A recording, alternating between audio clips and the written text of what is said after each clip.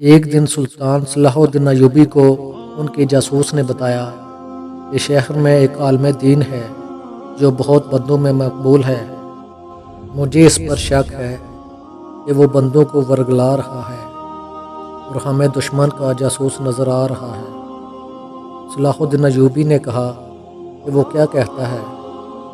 جاسوس بولا، وہ کہتا ہے کہ نفس کا جہاد کرو، یہ سب جہادوں سے افضل ہے۔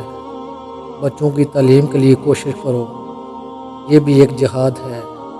اپنے گھر کی ذمہ داریاں احسن طریقے سے نبھانا بھی ایک جہاد ہے۔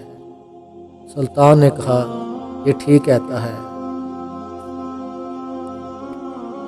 سلطان بیس بدل کر اس کو ملنے چلا گیا اور عالم سے پوچھا کہ کوئی ایسی بات بتائیں کہ بیت المقدس جنگ کیے بغیر ہم کو مل جائے۔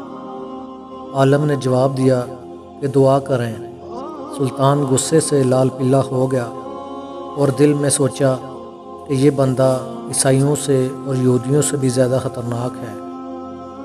اسی وقت اس عالم کی انگلی کاٹ دی اور خنجر اس کی گردن پر رکھ دیا اور بولا کہ تم اپنی اصلیت ابھی بتا دو، نہیں تو میں تمہیں مار دوں گا۔ وہ کہنے لگا، میں یہودی ہوں اور سفید پوش بن کر یہاں آیا ہوں کہ تمہارے لوگوں میں سے جذبہ جہاد کو ختم کر دوں۔